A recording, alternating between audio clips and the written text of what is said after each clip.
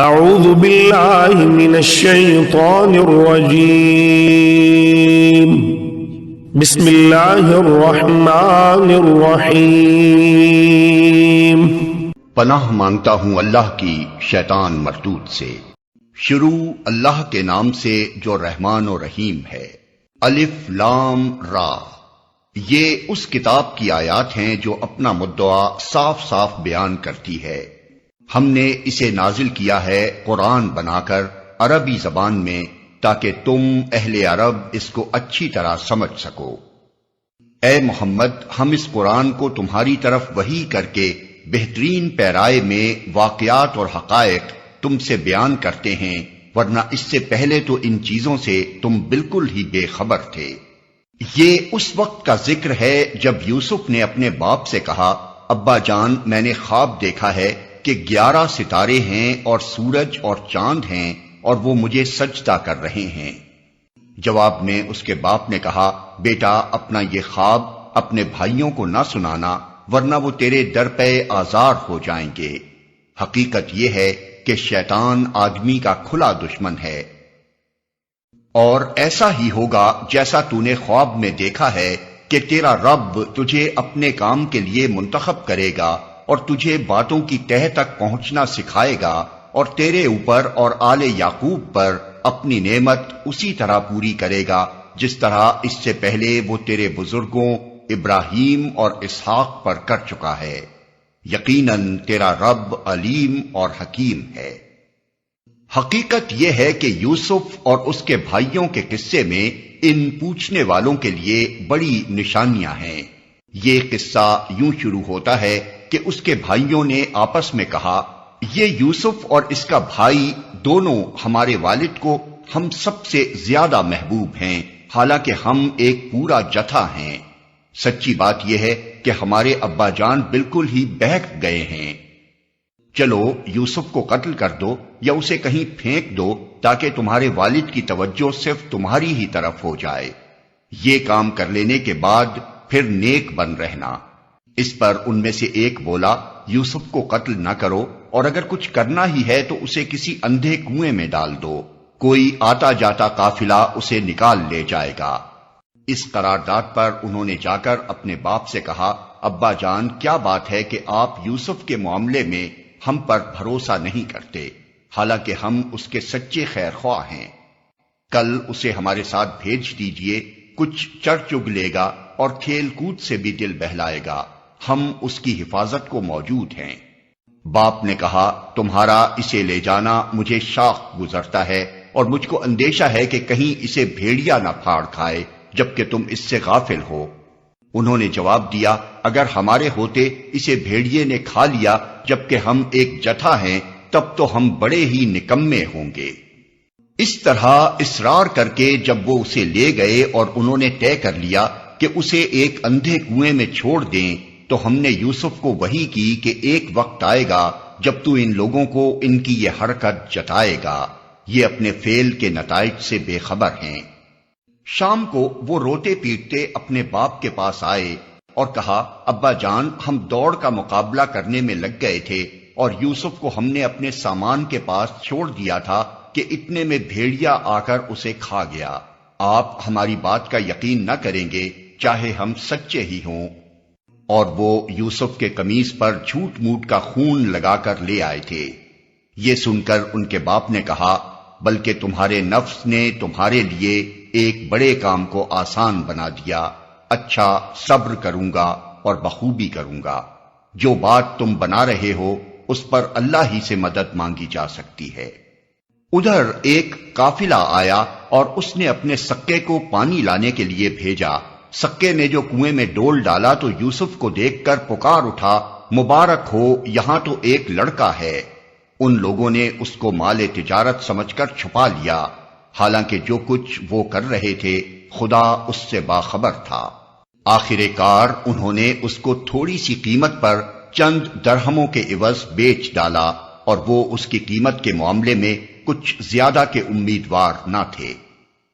مصر کے جس شخص نے اسے خریدا اس نے اپنی بیوی سے کہا، اس کو اچھی طرح رکھنا، بعید نہیں کہ یہ ہمارے لیے مفید ثابت ہو یا ہم اسے بیٹا بنا لیں۔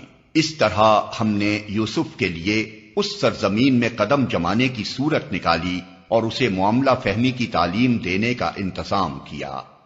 اللہ اپنا کام کر کے رہتا ہے مگر اکثر لوگ جانتے نہیں ہیں۔ اور جب وہ اپنی پوری جوانی کو پہنچا تو ہم نے اسے قوت فیصلہ اور علم عطا کیا۔ اس طرح ہم نیک لوگوں کو جزا دیتے ہیں۔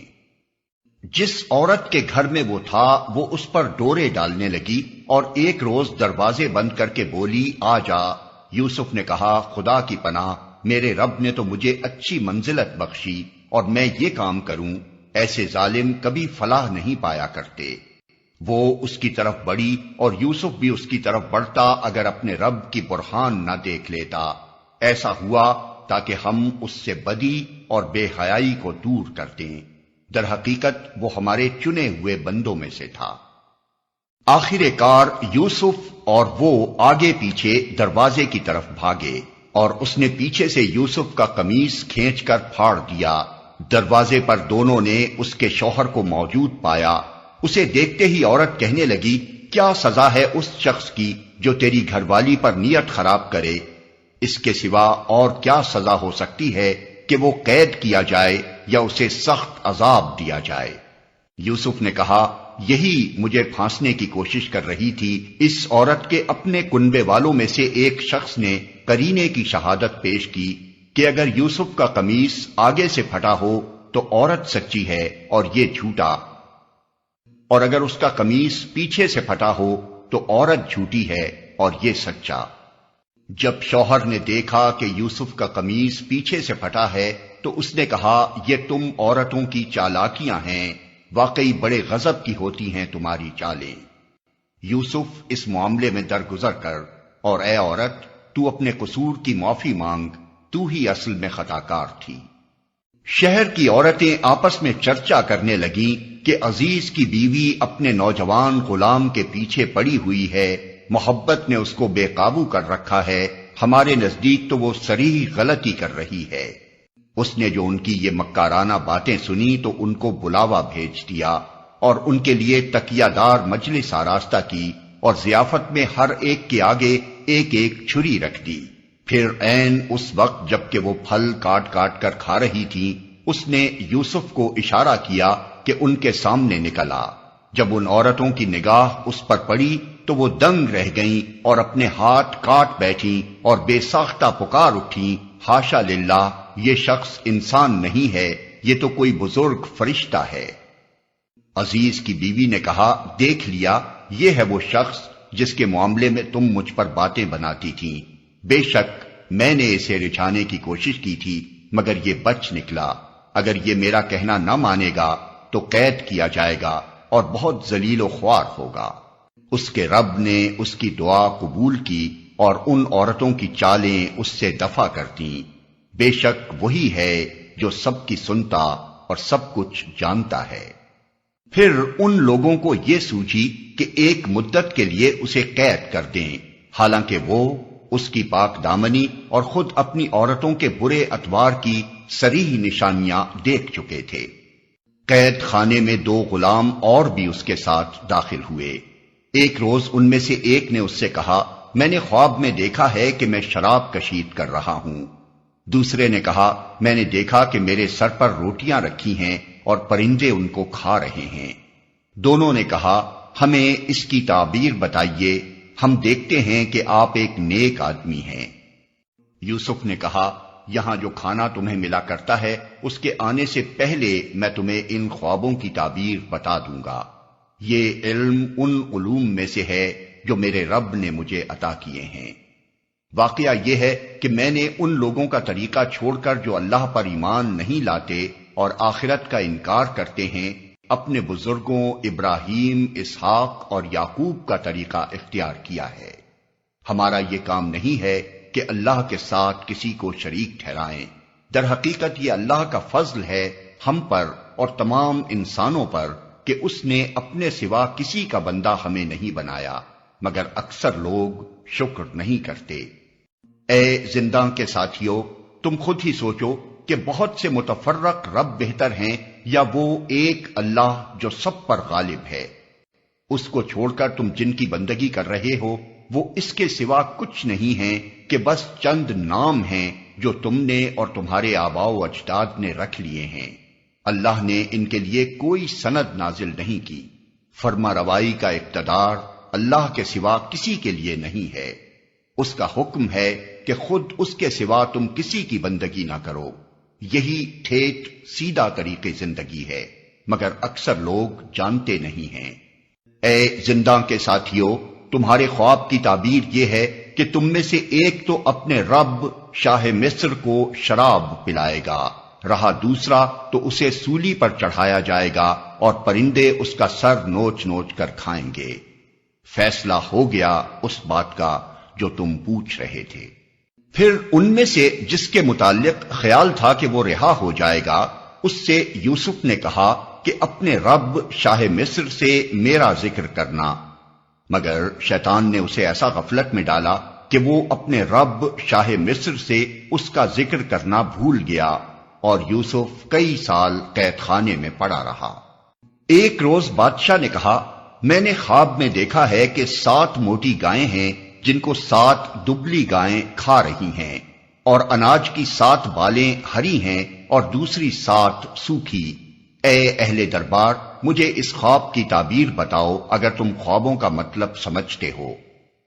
لوگوں نے کہا، یہ تو پریشان خوابوں کی باتیں ہیں اور ہم اس طرح کے خوابوں کا مطلب نہیں جانتے۔ ان 2 قیدیوں میں سے جو شخص بچ گیا تھا اور اسے ایک مدت دراز کے بعد اب بات یاد آئی، اس نے کہا، میں آپ حضرات کو اس کی تعویل بتاتا ہوں، مجھے ذرا قید خانے میں یوسف کے پاس بھیج دیجئے۔ اس نے جا کر کہا، یوسف، اے سراپا راستی، مجھے اس خواب کا مطلب بتا کہ 7 موٹی گائیں ہیں جن کو 7 دبلی گائیں کھا رہی ہیں، اور 7 بالیں ہری ہیں اور 7 سوکھی۔ شاید کہ میں ان لوگوں کے پاس واپس جاؤں اور شاید کہ وہ جان لیں۔ یوسف نے کہا، 7 برس تک لگاتار تم لوگ کھیتی باڑی کرتے رہو گے، اس دوران میں جو فصلیں تم کاٹو ان میں سے بس تھوڑا سا حصہ جو تمہاری خوراک کے کام آئے نکالو اور باقی کو اس کی بالوں ہی میں رہنے دو۔ پھر 7 برس بہت سخت آئیں گے، اس زمانے میں وہ سب غلہ کھا لیا جائے گا جو تم اس وقت کے لیے جمع کرو گے، اگر کچھ بچے گا تو بس وہی جو تم نے محفوظ کر رکھا ہو۔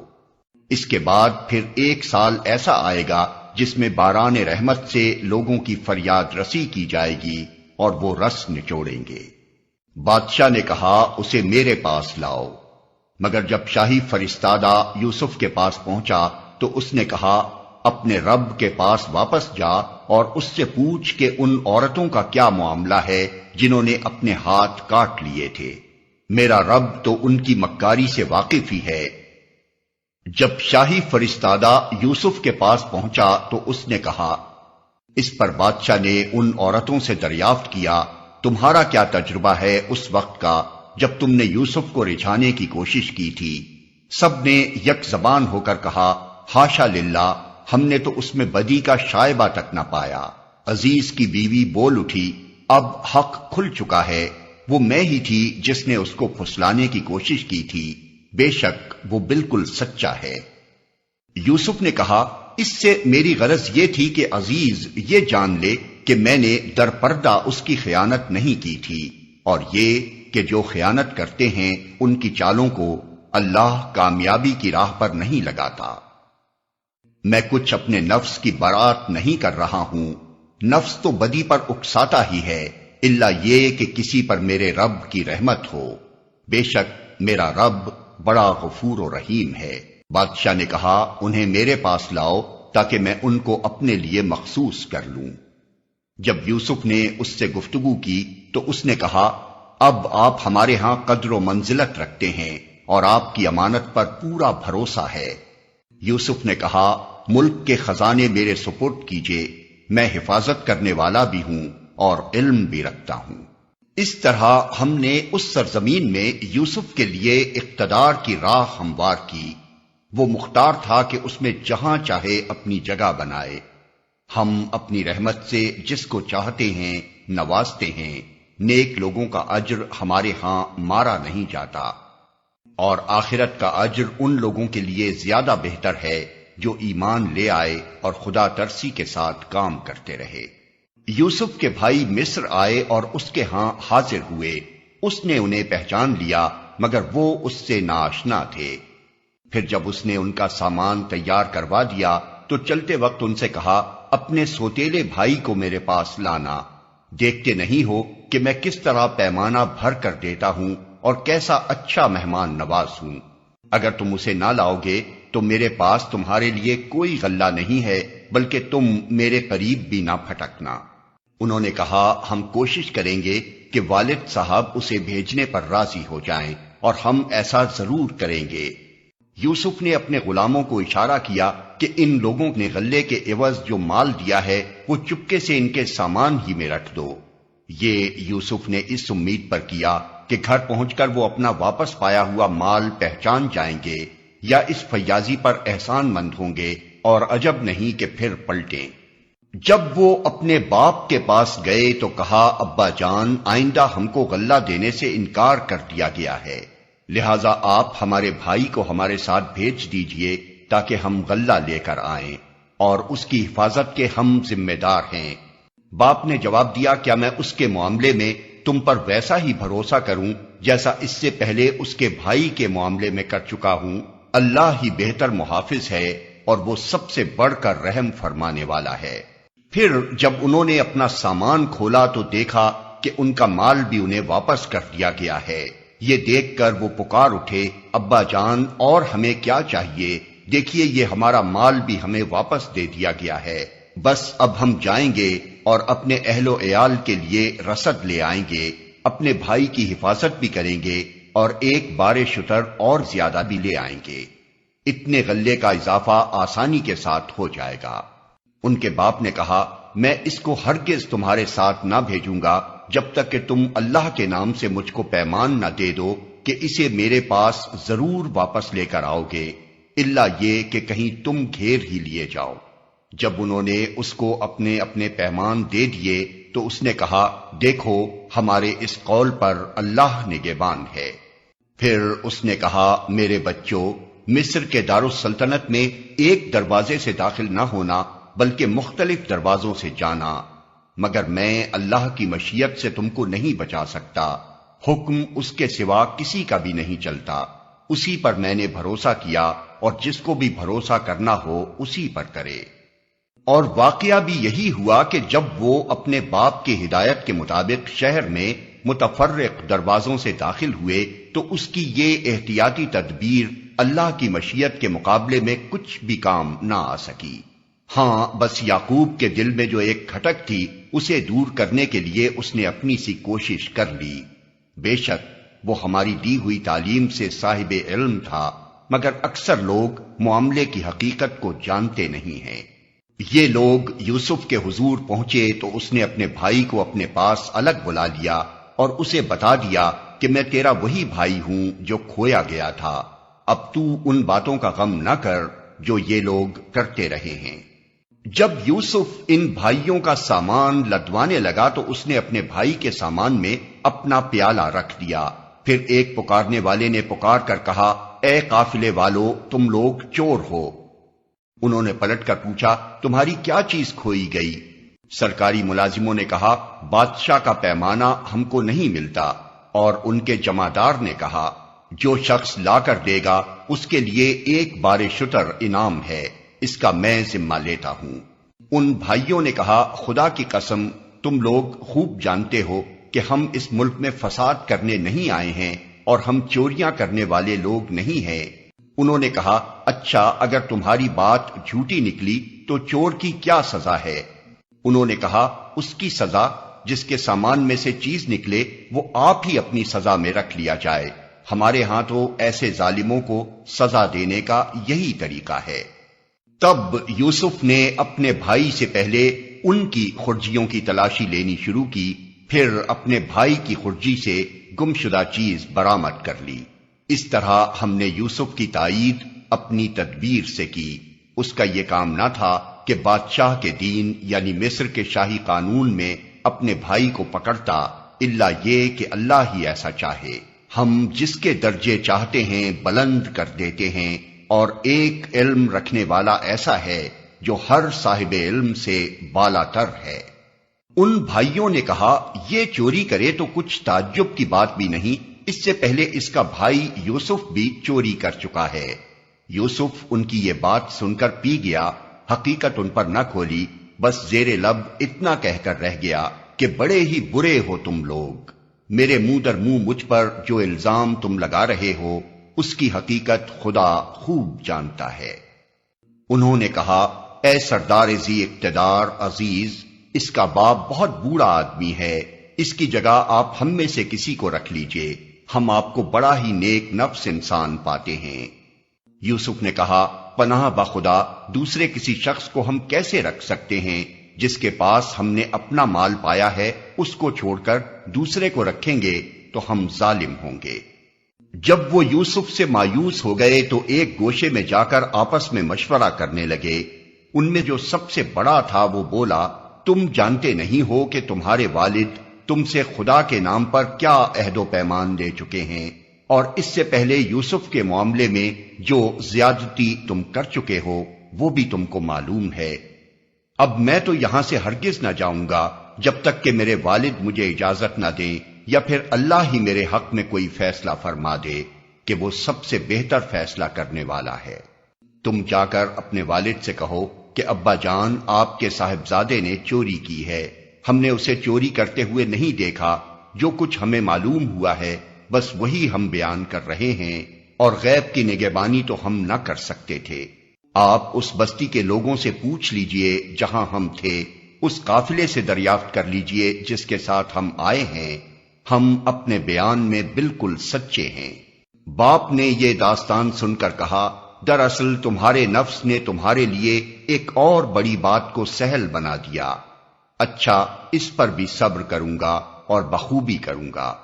کیا وعید ہے کہ اللہ ان سب کو مجھ سے لا ملائے، وہ سب کچھ جانتا ہے اور اس کے سب کام حکمت پر مبنی ہیں۔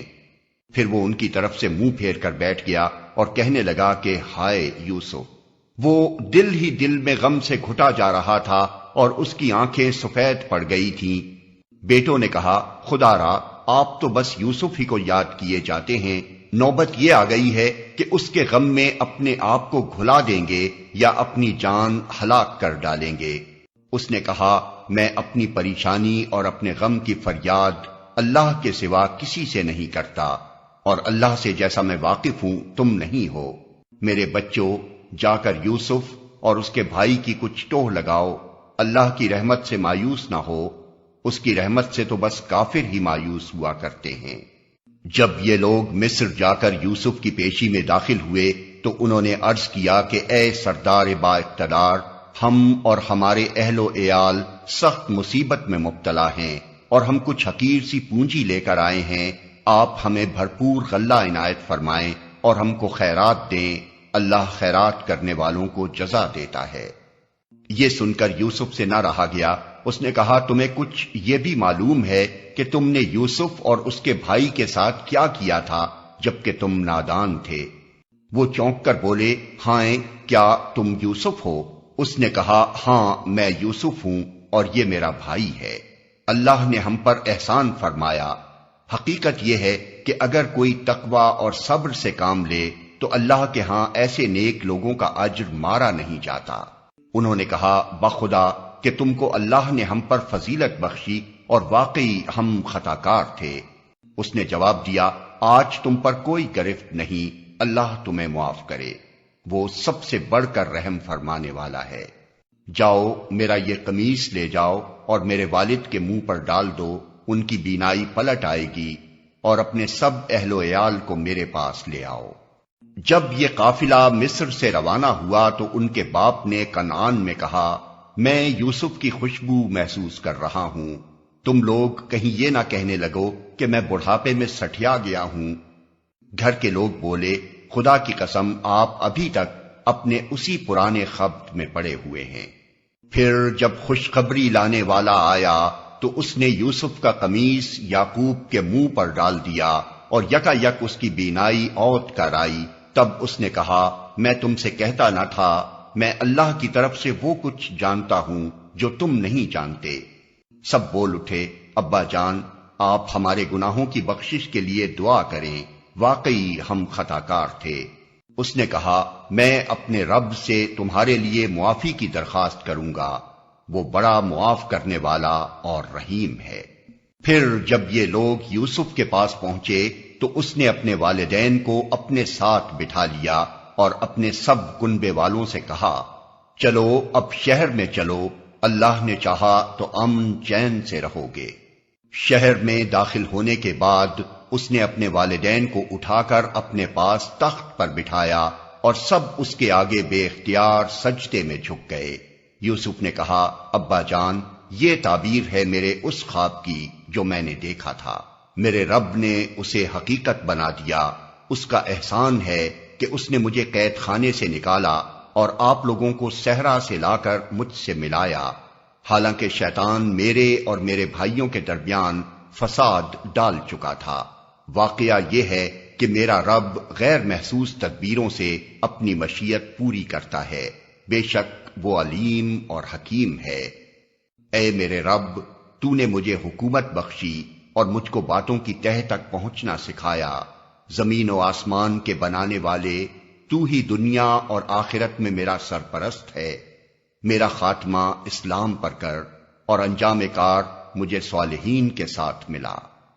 اے محمد یہ قصہ غیب کی خبروں میں سے ہے جو ہم تم پر وحی کر رہے ہیں، ورنہ تم اس وقت موجود نہ تھے جب یوسف کے بھائیوں نے آپس میں اتفاق کر کے سازش کی تھی، مگر تم خواہ کتنا ہی چاہو ان میں سے اکثر لوگ مان کر دینے والے نہیں ہیں، حالانکہ تم اس خدمت پر ان سے کوئی اجرت بھی نہیں مانگتے ہو، یہ تو ایک نصیحت ہے جو دنیا والوں کے لیے عام ہے۔ زمین اور آسمانوں میں کتنی ہی نشانیاں ہیں جن پر سے یہ لوگ گزرتے رہتے ہیں اور ذرا توجہ نہیں کرتے، ان میں سے اکثر اللہ کو مانتے ہیں مگر اس طرح کہ اس کے ساتھ دوسروں کو شریک ٹھہراتے ہیں۔ کیا یہ مطمئن ہیں کہ خدا کے عذاب کی کوئی بلا انہیں دبوچ نہ لے گی، یا بے خبری میں قیامت کی گھڑی اچانک ان پر نہ آ جائے گی؟